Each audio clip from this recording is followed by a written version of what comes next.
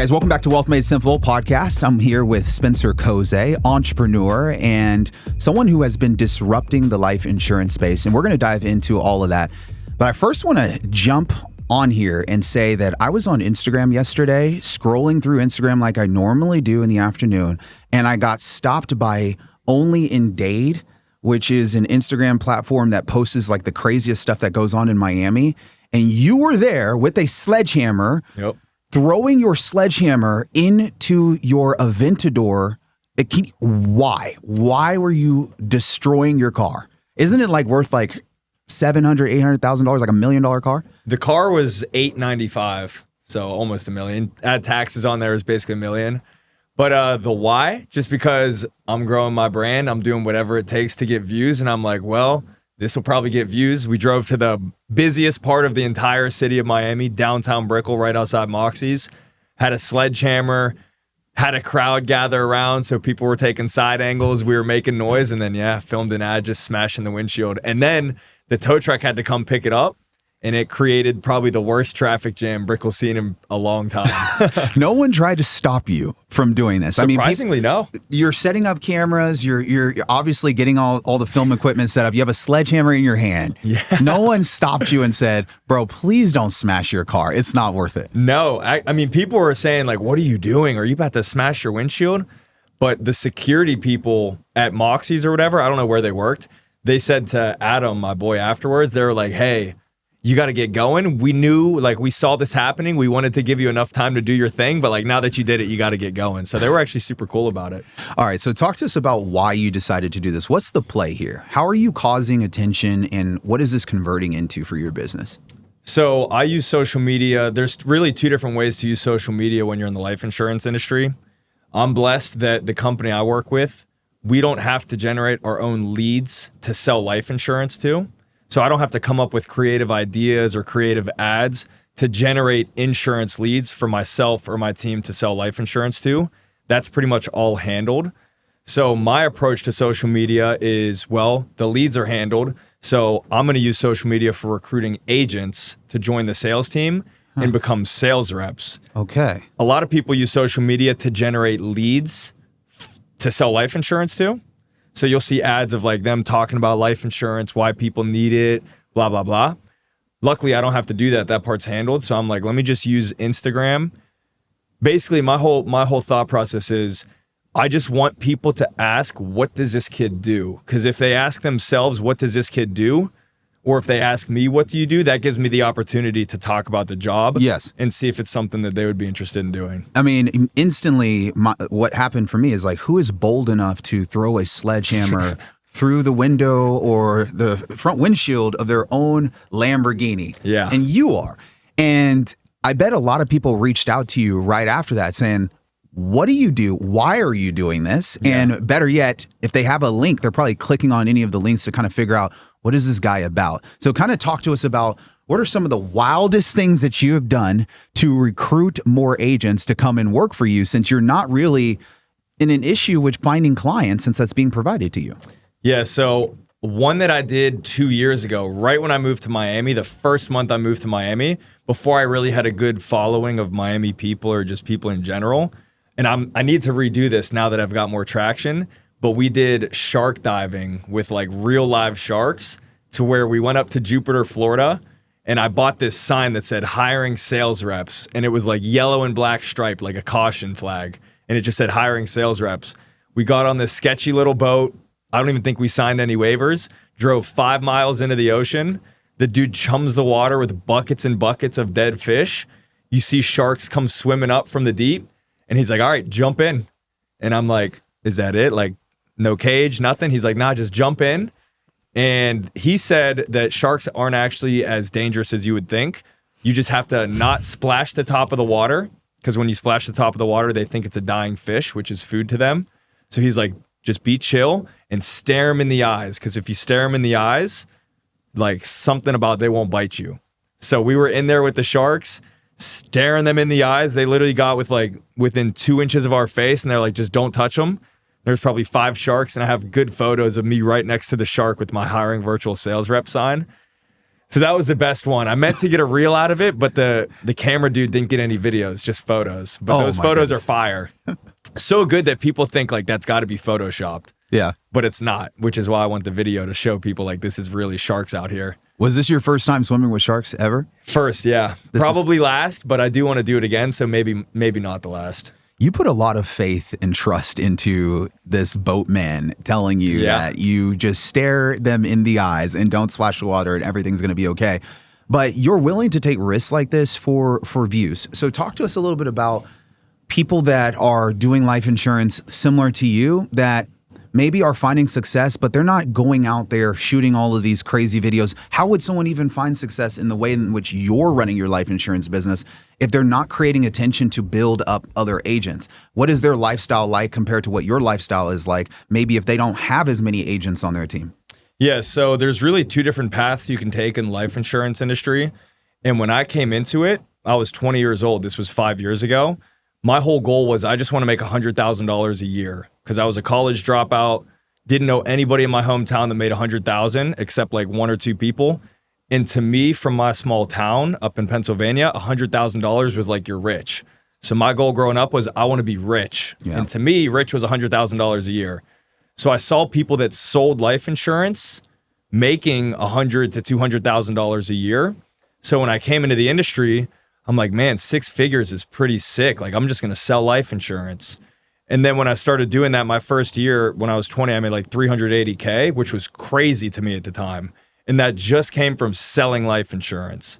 But then being in the industry, I'm like, how do these dudes have mansions, supercars, like millions of dollars? I was like, I just worked all day, every day for a year straight selling, made $380K. But I see these people in the life insurance industry with millions and millions and millions. Mm-hmm.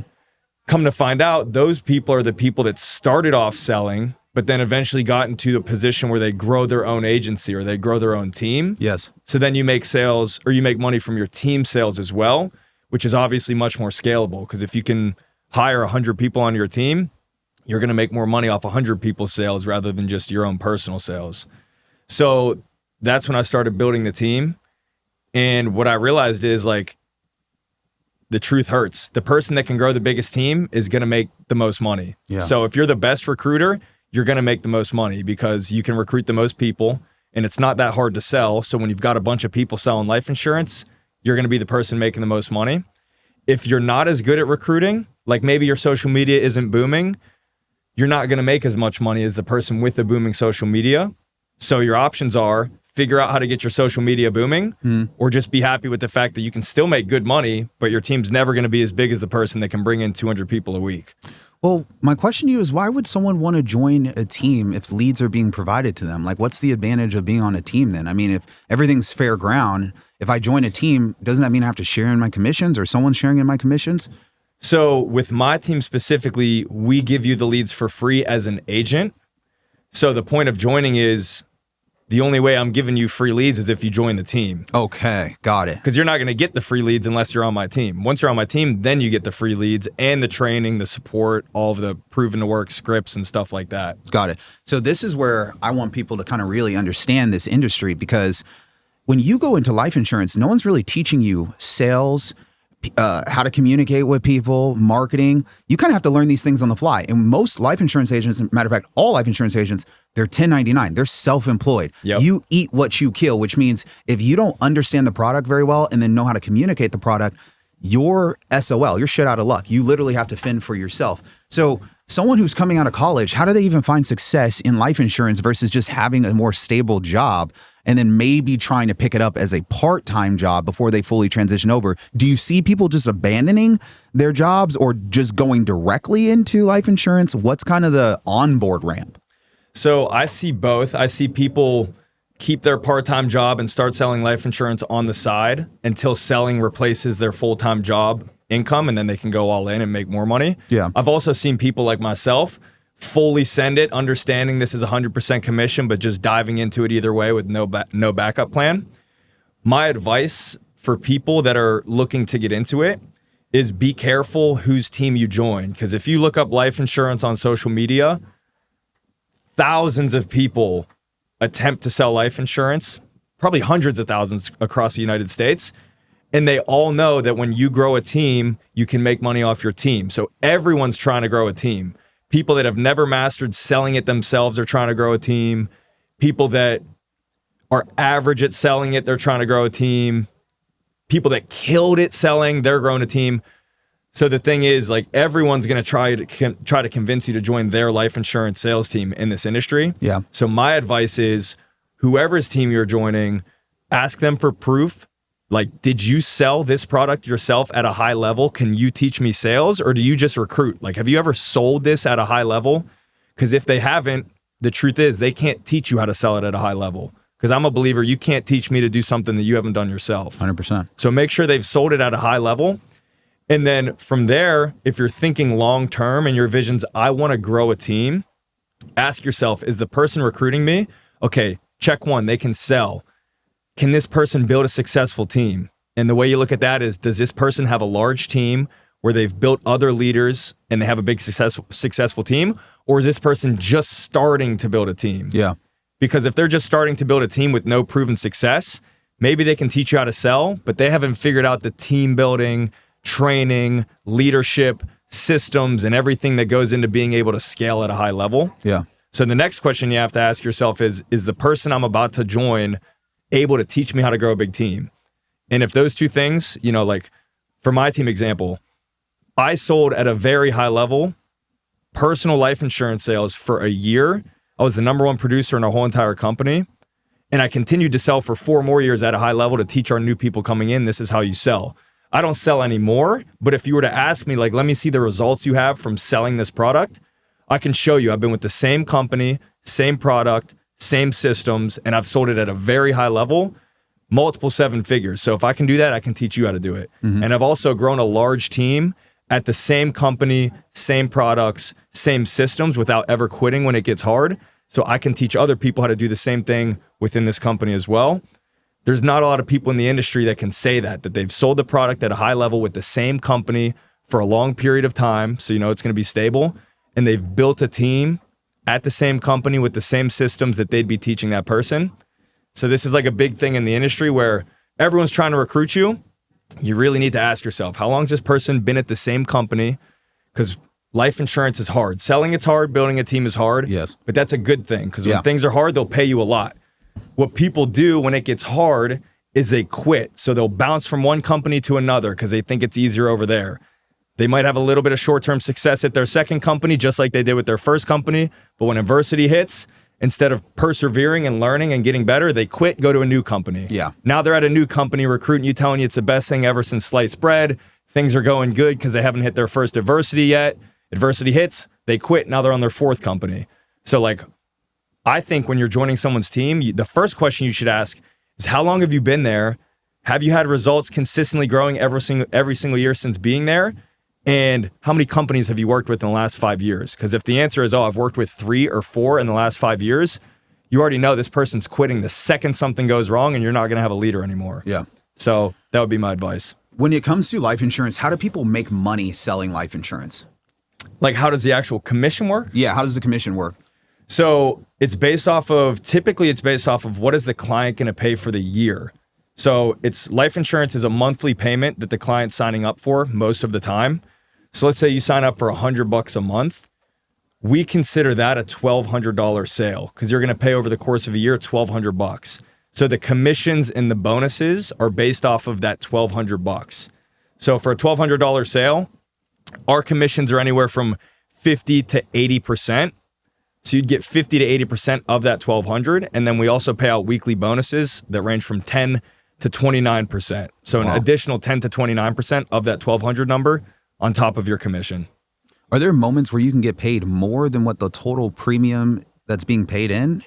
So with certain companies, specifically usually the companies that make you buy leads, if you're buying the leads, sometimes you can get a higher commission to where you make more than the entire annual premium. With our company, because we cover lead costs, we offer slightly lower commission and bonuses. So it's basically equals out. Like if we could offer higher commissions, we would, but the company's eating the lead cost for the agents. Yeah. So they got to make the ground up somewhere. Why do you feel like life insurance gets a bad rap on the internet? And when you hear that people say, oh, it's just because it's bad salespeople selling it. What does that make you think? So I have people that quit my team that say that, and we're very ethical. I'm very ethical. I can't control 500 people on a team. I try my best to make sure everyone's learning to do things the correct, ethical way. But here's what happens. Selling life insurance, you have to work long, hard hours. Most people are not willing to do that. So when someone comes in and they're not willing to work long, hard hours, they quit. And instead of saying, I quit because I'm unwilling to work long, hard hours, they say, oh, yeah, I quit because everyone there is unethical. If I were unethical, I could have sold too. But it's really, no one's unethical. You're just not willing to work hard and you're pointing the finger at everything but yourself. The other reason it gets a bad rep is, let's say, okay, you're willing to work hard. That's just step one. Now you got to have a good skill set. You got to be able to sell. That's a skill set that's built over time. You also have to be willing to deal with rejection because most people say no. So what happens when most people say no is the average Joe gets butthurt and down and negative. They can't handle it, so they quit. And many other things that lead to people quitting. There's a reason most people are poor, in my opinion. It's because to be successful, you have to endure stress. You have to work long, hard hours usually. You have to deal with pressure. You have to do things that are hard because if it was easy, everybody would do it. So the average Joe can't handle those things. And that's what it takes to be successful in selling life insurance and anything else that's 100% commission business entrepreneurship. But the other thing that the average Joe can't do is take accountability and point the finger at themselves, which is another reason why they're poor. Yeah. So when people quit, it's just blame this, blame that, blame everything but themselves. And most people quit because it is hard. Yeah. So when you have a ton of people quitting that point the finger outwards, you end up with bad reviews online. Got it. All right. When it comes to life insurance, there's term and then there's like whole life. Can you talk to us a little bit about the differences between the two? Yes. So we keep our company, we only sell two products, whole life and term. And when I was coming up in business, they said, hey, the best way to grow your sales team is to make sure everything's simple and duplicatable. So it's plug and play. Like we don't want things to be too sophisticated. Our average clientele is just a middle class, lower class person. So I was taught the way you need to sell life insurance is explain it so simply that a second grader could understand it. Because we're not selling to super successful people. We're selling to very blue collar, middle class people. So this is literally the explanation. We're like, all right, whole life is guaranteed to pay out no matter what. Doesn't matter when you die or how you die. Builds a cash value. So as you pay into it, your money builds up. You can pull back from some of the money you've paid into it, and has paid up options, which means down the road you can stop paying for it and still get to keep a lot of your coverage. It's just the longer you pay in, the more coverage you get to keep. But it lasts forever and your price never jumps up on you as you get older. That's whole life. And then we tell people term policies only pay out if you die within a certain period of time. Usually it's every 4 years, 10 years, 20 or 30. If you don't, then the policy expires. You'll have the option to renew it, but it'll cost more at that age. And then it'll go for another set period of time. It expires. If you want to renew it, it'll cost more. You can let it renew. So it gets more expensive as you get older. And then term policies also don't build a cash value. So you can't pull back from the money you put into it. Yep. Now, when it comes to selling those two, because you're selling typically to lower middle income, lower class, less than six figures, do you find it that most of these lower income individuals just need term insurance? But what if they also are really pushing for the fact that they have been told, I need to become my own bank. I want to be able to pull money eventually later. How does that conversation work? Yes, so the becoming your own bank is more of an IUL type setup, or maybe more of a big sophisticated whole life policy. For us, we really sell policies anywhere from $10,000 up to $200,000 max coverage, which is enough for the people that we're selling to. And we actually sell majority whole life because these people just want to know, hey, if I set aside $80 a month and I can get $30,000 when I pass away for my family to cover my funerals, that's good enough for me. Wow. What they don't want is to pay in a term and then they call us when they're 65 and it retires and they're mad they don't have coverage anymore. Yes. So we actually sell a lot of whole life, and that's what our typical clientele wants. Okay. Now, when you have somebody that's just coming out of college, or better yet, they skipped college and they just want to make money and they're watching your videos and they're saying, dude, I can do this too. How does someone jump over into selling somebody life insurance while doing it ethically? Because in my mind, there's the skill set that has to be developed around not only understanding the products, but knowing who to sell these products to And a lot of that's up to the salesperson. Yeah. So how do you kind of mitigate that or prevent your sales reps from selling products that are kind of shit? Yeah. So luckily with our company that we work for, we've been working specifically, like our clientele is union workers. So when I say we give people free leads, the free leads we're giving them is people that are in a union. An example of a union is like the teachers union, plumbers union. And our company's been working with unions for over 75 years. We're partnered with over 40,000 different unions across the country. And each union has different financial advisors that their job is let's shop the market for the members of our union. Because when you're the head of a union, your job is to protect your union members. Yeah. So they've got financial advisors that work for the union where their job is let's shop the entire market and figure out which policies make the most sense for our union workers. Mm-hmm. And there's thousands of these people. They've all decided that the company we sell for, because we only sell one company, it's American Income Life. Yeah. That's the company that they chose to handle the union's life insurance. So it's actually nice because it removes any of our agents from being unethical and trying to find a policy that maybe they could get a higher rip on. Because it's like, look, this is what we have for you. This is what we have for all the members in the union. And this is basically like, this is it. Yeah. This is what the union has for you. My job is to explain it. See if you want it. If not, that's okay. We'll go sell it to the next union person. Love it. I see you wear the virtual sales shirt. You wear it almost every single day. Every day, not almost. I have every single shirt in my closet says this. If not, I threw it out. Except my like button downs. So did you put that on every single shirt? You had to have it embroidered on all your shirts? Yeah. Including like Lululemon type of shirts as well? Well, I only wear Lulu and Aloe. Yeah. So I threw out all my other shirts, took like 50 Lulu and Aloe shirts to this print shop, and they put it on all of them. How has wearing that shirt around sparked conversations and helped you garner a business? So because I wear it in every single video, and I try my best to make sure my videos go viral or get shared, it's something that's super easy to recognize. So when I'm out in public, people just come up to me and they're like, hey, I've seen you on Instagram. What do you sell? It's really just a conversation starter. And it's because every single post I make sure I'm wearing this. So anyone that's seen me a few times starts to connect my face with the shirt. Yeah. Or my name with the shirt. So then when I'm seen in public, yeah, it's easy for them to remember. Versus if I just wore nothing, it's harder to remember someone's face. And my whole thing is like, I'm trying to get people to ask me, what do you do? Yeah. So when they can easily connect this shirt with what they've seen, it's a conversation starter for people in public. Again, for me to talk about what I do. Yeah.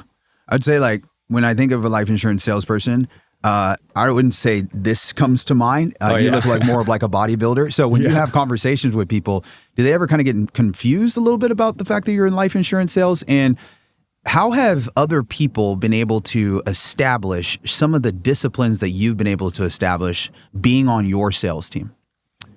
Yeah, so people normally think I was like a football player or something, and then I have to shamefully tell them, no, my grades were 1.8 GPA in high school. I wasn't allowed to play sports, so I couldn't play football, even though I kind of wanted to.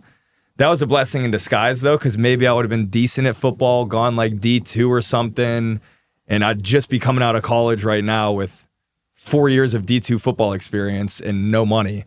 So I'm glad I wasn't able to play football because that gave me no option to go to college, couldn't get into school. So I had to figure out something else at a young age. So that's what got me into this. And I'd much rather be where I'm at than coming out of college at this age as well, because I'm 25. Yeah. As far as habits go, I was very blessed when I came into the insurance industry that the two mentors I had at a high level that I had experienced or I had the opportunity to speak to, they were super dialed with their habits. They're like, look, it's cool to make a lot of money, but if you're super out of shape, you're going to make a lot of money and die of a heart attack when you're 50. And you won't be able to see your kids graduate from high school or get married. So like, they're like, your health is super important, especially if you're making a lot of money. Because what's the point of making a lot of money if you're going to get sick from being out of shape and die in your 50s or early 60s? I'm like, that's true. So I watched the way these successful mentors moved. And I'm like, I really just came here to make money. And I see they're the ones with the millions. But I'm also noticing that the people with the millions tend to be the most locked in on their habits, such as gym, time with the Lord, reading their Bible, listening or reading good books or good podcasts. So I adapted that myself at a super high level. And I'm like a little crazy. So anything I do, I'm all in. I'm either all in or all out. So when I was like, okay, personal development at the age of 20, that's what I'm going to go all in on. I'm just like, I refuse to miss. I don't miss. And people know that about me. So like when people come around me, they get uncomfortable if they miss. Yeah. Just because they're like, this kid doesn't miss. And like, it makes them feel maybe like a slack or a slouch. So when people join my team and they get around me, which I'm just a reflection of the people I learn from, it automatically elevates their game because they're like, if this kid's able to do all this and still stay on top of his habits, like I could do that too. You're a very consistent guy. I will say that, especially when we work out together. I mean, the level of intensity you work out with is absolutely insane. We did an arm workout, guys. An arm workout. I was about ready to throw up. Yeah. Like I ran a marathon. It was insane. I walked out of there like, I'm more taxed than the IRS could tax me right now. My arms are insanely just jacked right now. But like you developed discipline and consistent discipline where most people develop discipline and they fall out of consistency all the time. How are you remaining so consistent? What are the things that you're telling yourself every single day that allows for you to stay so consistent? When you're sick, when you're not feeling good, what is it about you that you said enough is enough? Or these are the things that I know that I'm holding myself accountable to and they mean so much more to me than allowing myself to waver. Because even as an entrepreneur myself, I find myself wavering, Spencer, which is why I get around people like you. I'll come and, work out with you guys and it'll spark something in me that says, you know what, I need to get back on my shit, right? Yeah. But I know a lot of people don't have friend groups like the ones that I have, especially being an entrepreneur. So how have you been able to stay on that discipline consistency for so long? And what is something you can share with the audience that might be able to help them to get through that break point? So I would say something I'm lucky to have is real life experience. I feel like a lot of people read about how habits can change your life, or they listen to podcasts about how habits can change your life. For me, I didn't read about it ever. I didn't listen to it in a podcast. I actually used to have bad habits, implemented good habits, and realized what happened with my life when I started doing that. It's what got me from point A to point B. Like I wanted to make six figures. I was broke 20-year-old with $800 to my name. I locked in on my habits, my personal development, and never missing. And I was able to make $380K my first year. So I'm like, okay, why would I stop doing what's helped me advance in life and get to another level? Because $380K is not where I want to end up. So I would say having a big goal keeps me going, because I'm like, my goal is I want 100 M's saved up working for me. And if I'm not there, why would I stop doing what I know advances me every single year in my business? It's being dialed in mentally, physically, spiritually to get the edge on everyone and stay consistent. So having a big goal that knowing in the back of your head, I'm not where I want to be, so I can't stop doing what got me to where I'm at. Yes. Would be number one. And then number two is I know to be successful, especially in sales, you have to do things when you don't feel like doing it. Specifically, typically what people hate to do is making phone calls. You have to make a lot of phone calls, especially when you're selling, to sell the insurance. Yeah. And no one wants to make phone calls. No one, like most people don't answer. Some people cuss you out. It's just like one of those things that sucks. You need to be able to force yourself to do it. So I look at the gym of like, okay, I do like going to the gym, but also there's days that I don't want to, or it's inconvenient, or maybe I'm feeling sore where I could easily take a day off. Yes. But I know I'm so committed to it that I'm going to prove to myself daily that I'm the type of person that's willing to do what I need to do, even if I don't feel like doing it, because that does something for me mentally that when it transfers over to business, whether it's I need to call these people to sell them life insurance, I don't feel like doing it, but I'm the type of person that can do what I don't want to do regardless of how I feel. Yes. That just internal belief and knowing that that's the type of person you are, when you bring that into business, you can crush everyone, because most people aren't like that. I tell people this all the time. Success is not showing me how many cars or how many watches you have. Success is showing me that you can consistently do hard things over and over again. And it's building that muscle of being able to do hard things and falling in love with those hard things. I think more and more people are finding ways in which to sacrifice now. And I feel like this podcast will give them a reminder of how they need to sacrifice. Yep. Spencer, we've sat here and talked about sales. We've talked about marketing. We've talked about how you have changed from being somebody that's made $380,000 in 1 year to now focusing on trying to go to 8 figures. What what's next for you? I mean, you said you set a target for 100 million. Someone sitting out there is like probably thinking, well, his ambition is so big, he's just going to continue to eventually move that target. And maybe you are going to continue to move that target. Are you constantly not satisfied? Do you find a sense of fulfillment in being not satisfied? Like, talk to us a little bit more about where your happiness comes from. So I love setting big goals and then just working towards them. I talk to some of my friends and their goal is to retire by the time they're like 30.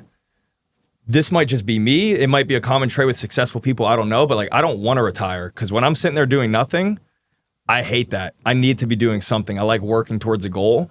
So for me, even if 100 million means continuing to make 4 million a year for the next 25 years, that's fine with me because I love what I do. I'm happy every single day. I love working. I'm fulfilled with it. So I'm going to get to that 100 million. If it takes 25 years, that's cool with me. I don't have like a time frame for when it needs to happen by. So yeah, that's my answer to the question. I love working and I don't see that changing anytime soon. I love that. I've got big goals because I like chasing down big goals and it feels good once you hit them. What's something that's holding you back from being able to go even further? What would you say? I would say right now it's getting systems in place to be able to onboard thousands of people a week rather than just 100 to 200. Because the bigger my sales team goes, the more money that can be made. And then also I'm limited because I think income comes from impact. Like if I can change someone's life and teach them how to make 6 figures in sales, that's going to result in me making a lot of money because they're making money on my team from some value that I gave them and I'm making money in return for it. But I know if I can give value to other people outside of the insurance space, now that opens up the market for me where I can impact people even if they're not on my sales team. So right now, I'm crushing it with the life insurance sales and I'm mastering that, focusing on one thing. We've got it pretty systemized and automated to where I could bring in 1,000 people a week rather than just 200. All I got to do is crank up ad spend, which that's the plan. So I'm starting to think of what are other ways I can bring in large chunks of money. All large chunks of money is you're impacting a lot of people. Yes. You're exchanging value. Yes. So I think my next play is learning like the info product space. And if I can, maybe you're not in life insurance sales, maybe you sell cars or you sell pest control. I still know I've got things I can teach you about mindset or skill set for sales or leadership or recruiting. So I want to impact those people and exchange value. Yes. I get their money, they get my free game. Not free game, but they get my game. I could see that being a way to get me to 100 M's quicker. Absolutely, man. I took time to really kind of study info products and I built Tax Alchemy really as just an education program. And that education program led me to having my tax and accounting firm. So I kind of did it reverse. I just kind of got out there and started sharing content and seeing how many lives can I impact with just content. And they said, Karlton, create a program, teach us how to invest in real estate, teach us how to use real estate to offset our taxes. And that program then led to another problem, which is I got to figure out how to solve these people's tax problems because their CPAs aren't solving it for them. So now I'm going to go ahead and create the tax firm. I feel like you went and built the business. And now you're realizing, dude, I want to go have even more impact. And one of the ways in which you can do that is by sharing the gift that you have, which is you're an incredible salesperson, man. You know how to lead other salespeople. And that gift needs to be shared, not with just life insurance agents. It needs to be shared across every other industry. So we're going to hold you accountable to that. You have exactly 1 year from today to come back to us. On this podcast, we'll revisit this a year from now and we'll be able to update everybody and all the listeners on what you've been able to do. Yes, sir. Spencer, where should everyone follow you at? Instagram's the main one, Spencer, SPENCER.KOZEJ. And then YouTube's growing too. By this time next year, God willing, I'm going to be at least 100,000 subscribers, maybe 1 million. That's the same thing, Spencer.KOZEJ. Guys, Spencer, you guys heard it here first. Thank you so much for joining us on the Wealth Made Simple podcast. We look forward to seeing you on the next one. Cheers.